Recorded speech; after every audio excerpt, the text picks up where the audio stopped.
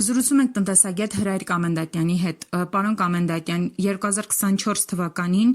Թուրքիայից Հայաստան ներմուծումների թիվը բավականին մեծացել է եւ կազմել է մոտավորապես 336 միլիոն դոլարի, մինչդեռ արտահանումը բավականին փոքր թիվ է կազմում եւ կես միլիոն դոլարի էլ չի հասնում։ Կխնդրեմ ասեք, թե թշնամի պետությունից Թուրքիայից Հայաստան ներմուծումների թվի աճը առհասարակ ինչպես է ազդում մեր տնտեսության վրա եւ ինչ հետևանքներ կարող է ունենալ։ Հայկական եւ թուրքական հարաբերությունները առողջական, նույնիսկ դիվանագիտական հարաբերությունների բացակայության պայմաններում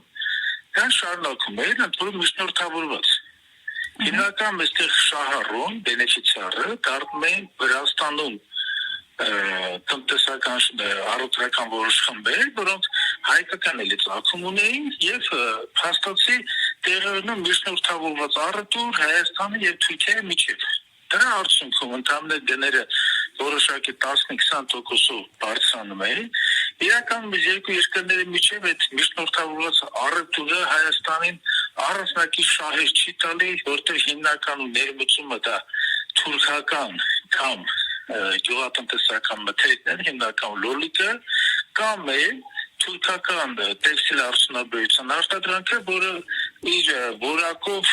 չեմ կարող ասել, որ առաջնակարգ եվրոպական ինչ-որ դիրքերի մեջ է։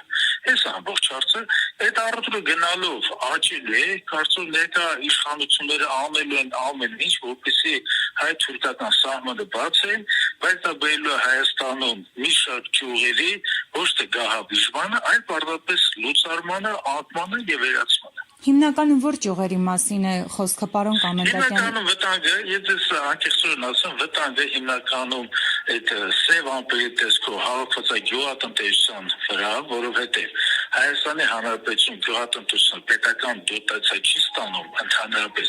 իսկ թուրքական գյուղատնտեսությունը անընդհատ կառավարության կողմից, պետության կողմից դոտացիա է ստանում, անդադ հովանավորվում է, անդադ մաքսատուրքերի հետ, արտահանման վճարների հետ կապված գյուղատնտեսական խոշոր ագրոհոլդինգները մեծ օգնություն, մեծ օժանդակություն ստանում կառավարությունից։ Առաջինը գյուղատնտեսական ճյուղի հարվածը կզգան հայկական հիմնական լոլիկ արտադրող եւ լոբազգիներ արտադրող եւ ինչպես նաեւ ծիրան եւ հատապտուղներ արտադրող հայկական ձեռնարկությունները կարծում եմ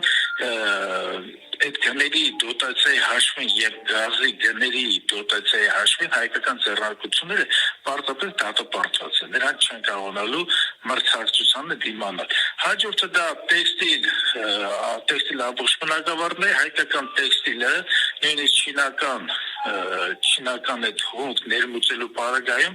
էլի չի կարող թուրքական տեքստիլի հետ մրցակցել, որտեղ թուրքական տեքստիլը դա Անկարայի շրջանում տեքստիլ մեծագույն հզորություններն են, որոնք նաև Էրդողանի անձնական կապերի ընկերների փոքր շրջանակի հարստություններ ներկայացնում սեփականությունը եւ պետության կողմից անընդհատ դոտացիա է տրվում նրանց։ Քանից զատ լիրայի անդադ արժեզրկումը արտահանումը դարձնում է նրանց համար գերշահավետ եւ թուրքական կառավարության ամիջան որպեսզի հարևան երկրների պարզապես հեղեղի տեքստիլով եւ գյուղատնտեսական արտադրանքով։ Պարոն Կամենդակյան, այսօր Հայաստանի գյուղերում մարդիկ հիմնականում զբաղվում են գյուղատնտեսությամբ եւ նաեւ մեծ թիվ է կազմում քաղաքացիների մասը, ելի ովքեր զբաղվում են տեքստիլով։ Ինչ է լինելու դրանից հետո։ Այս մարդիկ ինչ են անելու, ինչով են ապրելու։ Ես ասեմ, Հայաստանում գիտեք ոնց է տնտեսական հարվածները երևում են հիմնական արտագաղթի թվերի մեջ, որովհետև մարդիկ սկսում են իրենց գոտիները ձգեն, մարդիկ սկսում են իրենց տնային տնտեսությունների հնարավոր ծախսերը հացնել նվազագույնի, փորձում են խնայել, փորձում են տնտեսել հագուստի վրա, կերակրի վրա, դեղերի վրա, ուսման վրա,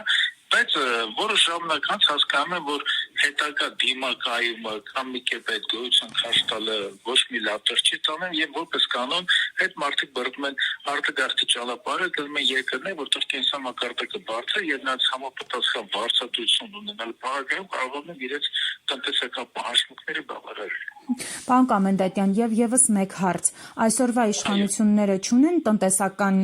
ռազմավարություն ճիշտ, թե հենց սա իրենց ռազմավարությունն է։ Դուք կարող եմ ասել, որ հումորային շանդից հարց եք տալիս, որովհետև ներկա տնտեսական քաղաքականություն իրականացնող մարդիկ, ովքեր ամբողջ կյանքում տնտեսական ոչ մի գործարքի չեն մասնակցել, չունեն տեսական աշխատանքի հաջողված փորձ, չունեն կիրառական աշխատանքի ընդհանրապես փորձ, մարդիկ կան, որոնց անձնապես ճանաչում են, ինստիտուտը ընդհանրել կամ ուսումնական հաստատությունը ավարտելուց հետո ինչ-որ քայլերթեր են մասնակցել եւ հետագայում հանգրվանել են փոխնախարարի աթոռում, հետադենք տնտեսական քաղաքականության այդ ռազմավարական ծրագրերի ղեկավարելու վարչության պետի աթոռների մեջ այդ կաբինետներում այս մարդիկ երկու խնդիր ունեն։ Առաջինը դա նրանց ընդհանրապես անվտանգային հարցերով կասկածելի վարքն է,